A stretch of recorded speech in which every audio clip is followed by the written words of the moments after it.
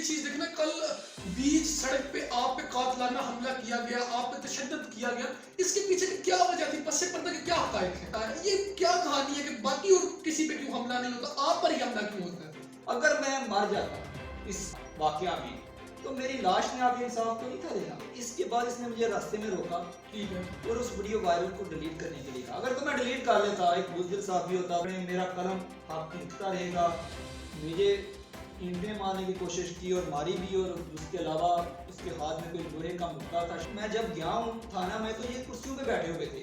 السلام علیکم ناظرین، میں ہوں آپ کا میزبان حامد میر اور آپ دیکھ رہے ہیں جہان پوشیدہ نیوز۔ ناظرین، اس وقت ہمارے ساتھ موجود ہیں جلال پور جٹا پریس کلب کے جنرل سیکرٹری شاہد ڈار صاحب۔ ناظرین، جلال پور جٹا میں آئے روز صحافت پہ قاتلانہ وار، یہ کس چیز کا اندیہ ہے؟ اس کے پیچھے کوئی قبضہ مافیا ہے، اس کے پیچھے کوئی گروپ ہے، یا اس کے پیچھے کون سے شر پسند عناصر ہیں؟ یہ آج ہم جانیں گے شاہد ڈار کی زبانی۔ السلام علیکم ڈار صاحب۔ وعلیکم السلام ورحمۃ اللہ۔ کیا حال ہے ڈار صاحب؟ بہت شکریہ سب سے پہلے کہ آپ ہمارے گھر آئے اور اس موقع پر آپ نے ہمارے ساتھ دیکھ لیا اور اس موقع پر میرا موقف لینا ضروری سمجھا۔ بات اصل میں یہ ہے کہ جب بھی انسان صراط مستقیم پر، حق کے راستے پر چلنے کی کوشش کرتا ہے تو رکاوٹیں تو آتی رہتی ہیں۔ ڈاکٹر صاحب، اس میں ایک یہ چیز دیکھنا کل بیچ سڑک پہ آپ پہ قاتلانہ حملہ کیا گیا، آپ پہ تشدد کیا گیا، اس کے پیچھے کیا وجہ تھی؟ پس پردہ کے کیا حقائق ہیں؟ اصل میں تو تفتیش پولیس نے ہی کرنی ہوتی ہے، لیکن جو سامنے نظر آ رہا ہے وہ ہے کہ ڈی پی او گجرات کی کھلی کچہری میں میں نے درخواست دی تھی سب کے سامنے کسی لڑکے کے والد کے خلاف، اور یہ میری درخواست میں فیس بک پہ، سوشل میڈیا پہ بھی کئی دفعہ اپلوڈ کر چکا ہوں، 2-3 دفعہ پہلے بھی دے چکا ہوں کہ اس افضال بٹ جو کہ سابق کونسلر بھی رہ چکا ہے، معزز شہری کے طور پر جانا جاتا تھا، لیکن اس کے رویے نے، اس کے لین دین نے مجھے پریشان کر کے رکھ دیا کہ میں نے اس کو ایک اپنے کہ بہت ہی معزز شہری ہونے کے ناطے میں نے اس کو ایک بائک قیمتی لیز پہ دے دی، لیکن اس نے 2-3 لیز لینے کے بعد کوئی مجھ سے رابطہ نہیں رکھا۔ میں نے جب بھی اس سے رابطہ کیا یہ ٹال مٹول سے کام لینا پڑا، اور اس نے میرے تقریباً 1 لاکھ کے قریب پیسے نہیں دیے۔ ٹھیک ہے ڈاکٹر صاحب، اس میں دیکھیں جلال پور جٹا میں تقریباً 60 کے قریب صحافی ہیں، جن میں سے 15 سے 20 جینوئن ہیں، باقی تو چلے ہم کہتے ہیں پھر بھی مان لیتے ہیں وہ صحافی ہیں، اور آئے روز آپ پہ حملہ ہوتا ہے۔ یہ کیا کہانی ہے کہ باقی اور کسی پہ کیوں حملہ نہیں ہوتا، آپ پر ہی حملہ کیوں ہوتا ہے؟ بات یہ ہے کہ حملہ تب ہوتا ہے جب آپ کسی بھی حق پر ڈٹ جائیں۔ ٹھیک ہے، جب آپ کسی کے کہنے پہ ڈر کر، جیسے کہ اس نے مجھے روکا، اصل میں اس نے 2-3 دن پہلے بھی اس لڑکے نے ایک بندے کو بہت شدید کا نشانہ بنایا تھا، سب لوگ گواہ ہیں، مدینہ موبائل کے سامنے آپ جا کے تحقیق کر سکتے ہیں، تو میں نے اس کی ویڈیو وائرل کی تھی۔ اس لیے وائرل کی تھی کہ ایسے بچے جو گنڈا عناصر ہیں ان کا صدق بات کیا جائے، کیونکہ انہوں نے لوگوں نے گروپ بنائے ہوئے ہیں اسٹوڈنٹ گروپ کے طور پر، کہہ لیں لوفر فنڈر سے لڑکے ساتھ جو کہیں کوئی کام نہیں کرتے، یہ لگا کے لوگوں کو ایسے ہی مقصد بناتے، اور اس کے اوپر آئے روز یہ واقعات ہوتے رہتے۔ اس نے اس دن اس لڑکے کا سر بھی پھاڑا تھا، اور کئی لوگوں نے مجھے فون کر کے پوچھا بھی تھا کہ یہ کون لڑکا ہے، ہمیں بتاؤ، ہم نے اس کے خلاف درخواست دینی ہے۔ اچھا ڈاکٹر صاحب، اب ایف آئی آر ہو گئی ہے، آپ نے کل اس کی ہمیں کاپی بھی دی اور آپ نے سوشل میڈیا پہ وائرل بھی کی، تو آپ نے پولیس نے آپ کے ساتھ کیسا تعاون کیا؟ بات یہ ہے کہ پہلی بات میری مکمل کر لوں، میں پھر آپ کو اس بارے میں بھی بتاتا ہوں کہ اس کے بعد اس نے مجھے راستے میں روکا، ٹھیک ہے، اور اس ویڈیو وائرل کو ڈیلیٹ کرنے کے لیے کہا۔ اگر تو میں ڈیلیٹ کر لیتا، ایک بزدل صحافی ہوتا، تو فوراً میں کہتا میرے اوپر بندہ آ گیا ہے، میں اس کو ڈیلیٹ کر کے ختم کر دوں۔ جب میں نے حق لکھا تھا، غلط کوئی بات نہیں تھی، تو میں نے اس کی ویڈیو بھی بنائی، اس پر بیان دیا، اس کا نام پوچھا، سب کچھ میرے پاس ریکارڈ میں ہے، آن دی ریکارڈ۔ تو اس نے کہا کہ یہ ابھی ڈیلیٹ کرو۔ میں نے کہا اگر کوئی بات ہے تو بیٹھ کر بتاؤ کیا ریزن ہے، تو میں کر بھی سکتا ہوں، ایسی کوئی بات نہیں کہ اگر تم صحیح ہو تو میں کر دوں گا، اگر تم نے واقعی زیادتی کیا ہے تو پھر میں نہیں کروں گا۔ اس بات پہ وہ طیش میں آ گیا، اس نے میری بائک کو نیچے گرایا، اور الپسی پٹرولنگ کے سامنے آپ جا کے دیکھ سکتے ہیں، کسی سے بھی پوچھ سکتے ہیں، وہاں پر بسم اللہ آٹو کے نام پر ایک دکان ہے، ان کا انہوں نے کافی زیادہ نقصان بھی کیا، مجھے اینٹیں مارنے کی کوشش کی اور ماری بھی، اور اس کے علاوہ اس کے ہاتھ میں کوئی لوہے کا مکہ تھا، شاید ایک جو بھاگ گیا لڑکا، اس کے پاس راڈ تھا کوئی، وہ بھی بھاگ گیا، مجھے اس کا پتہ نہیں ہے، وہ نام لوں میں درج کروایا ہے. تو بات یہ ہے کہ جب اس طرح کے شرپسندوں کے خلاف آپ لکھیں گے، اگر لکھیں گے نہیں تو آپ کو کب ہم رد کیوں کریں گے؟ وہ یعنی کہ آپ کو کہنے کا مطلب کہ آپ سچ اور حق کے علمبردار ہیں کہ اس وجہ سے روز اور آئے روز آپ پہ حملے ہوتے ہیں. بے شک مجھے 90% شہریوں نے فون کیے ہیں، معززین نے، جو سیاسی بھی ہیں، کاروباری بھی ہیں، باہر سے بیرون ملک سے بھی، اور اپنے عزیز اقارب، اور اکثر کہتے ہیں مجھے چھوڑ دو ان برے لوگوں کو، ان کو کرنے دو اپنا کام.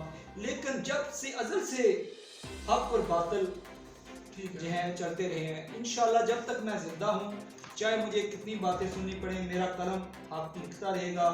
چاہے ابھی کچھ دن پہلے آپ بھی وہاں پر موجود تھے، جس طرح سارا مین بازار آپ کو پتا ہے کہ ہائی جیک کیا ہوا تھا چاند گاڑی والوں نے، دوسروں نے. ہم یہ نہیں کہتے کہ یہ اپنا روزگار نہ کمائیں، لیکن ایک ترتیب میں، ایک لائن میں رہ کے عورتوں اور بچوں بزرگوں کو گزرنے کا راستہ چھوڑ کر اگر ترتیب سے ہی کھڑے ہوتے ہیں ہمیں کوئی اعتراض نہیں. لیکن یہ بے ترتیب ایک پیدل بندہ بھی گزر نہ سکے تو ہمیں تو افسوس ہوگا کہ بلدیہ والوں نے یا ہماری گورنمنٹ نے کروڑوں روپے کی ٹائلز لگائی ہیں، اتنا خوبصورت مین بازار کھلا کے 2 ٹرک بھی گزر سکتے اور ایک بندہ نہ گزرے وہاں سے.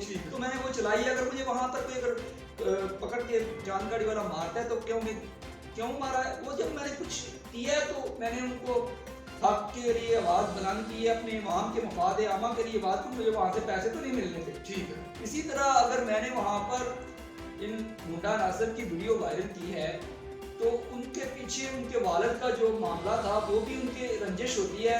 ٹھیک ہے. پھر انہوں نے اس کو مشورہ بھی سنا دیا ہے کہ یہ کام کرو، کوئی بات نہیں، اور وہ چلتے نہیں ہیں. جب آپ کا بچہ غلط کام کرے، اگر آپ صحیح ہیں، اگر آپ اچھے والدین ہیں تو آپ کو اس کو پیچھا نہیں کرنا چاہیے، اس کو سزا ملنی چاہیے. ڈاکٹر صاحب، پولیس نے موقع واردات پہ جو سارے شواہد دیے، آپ کا میڈیکل ہوا، اس پہ FIR رپورٹ درج ہو چکی ہے، اور آپ کے مطابق کہ پولیس نے ان کی ضمانت ہو گئی افضال بٹ کی اور اس کے بیٹے کی، اور پولیس اب موجودہ حالات میں آپ کو تعاون کرتی نظر نہیں آتی. اس کا آپ کے بارے میں کیا خیال ہے؟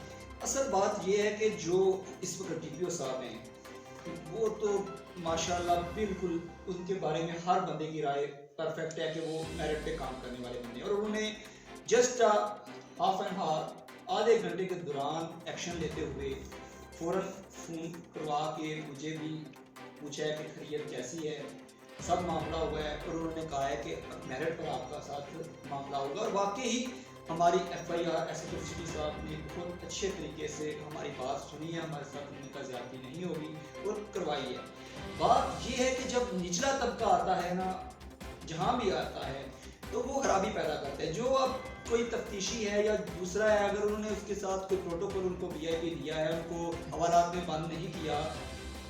VIP پروٹوکول سے کیا مراد ہے؟ کس کو VIP پروٹوکول ملا؟ یہ سابق کونسلر ہے، اس کا سیاسی اثر و رسوخ ہے، اس کا ایک رشتہ دار عزیز وکیل بھی ہے. اس حوالے سے ان کو میں جب گیا ہوں کھانا میں تو یہ کرسیوں پہ بیٹھے ہوئے تھے.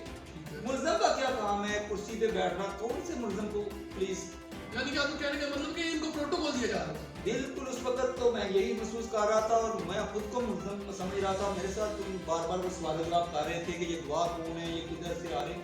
تو معاملہ یہ ہے کہ یہ نہیں ہونا چاہیے. انصاف کا تقاضا یہ ہے کہ مدعی جو بات آپ کو کہہ رہے ہیں اس کی تفتیش میرٹ پہ کی جائے. معاملہ کہیں دور نہیں ہے کہ ہمارے مین روڈ پہ ہوا ہے، اور اگر میں مر جاتا اس واقعہ میں تو میری لاش نے آپ انصاف تو نہیں تھا دینا.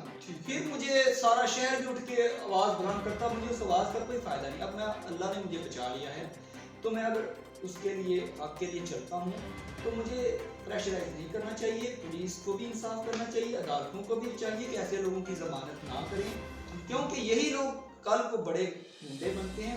ایسے ہی لوگ کتنے صحافی آپ کو پتا ہے کہ مارے جا چکے ہیں. تو کیا ایسے واقعات میں نہیں مارے جاتے؟ کیا ان کے لیے کوئی اسپیشل واقعہ ہوتا ہے؟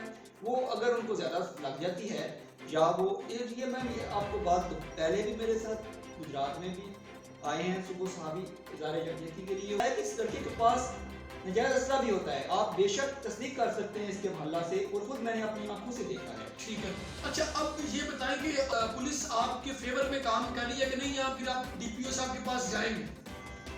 اگر تو معاملہ جو بھی لگ رہا ہے جیسے ٹھنڈا چل رہا ہے، جیسے روٹین ورک ہوتی ہے پولیس میں، تو پھر تو ہمیں جانا ہی پڑے گا، کیونکہ ان کو یہ رپورٹ کچھ اور دیں تو ہم اس طرح بیٹھیں گے نہیں. ہم نہ صرف ڈی پی او صاحب کے پاس جائیں گے بلکہ ہمارے صحافی برادری, ہمارا پریس کلب جلالپور جٹا تمام کا تمام یہ سوچ رہا ہے کہ ایسا ہی معاملہ رہا تو ہم احتجاج کا حق بھی محفوظ رکھتے ہیں.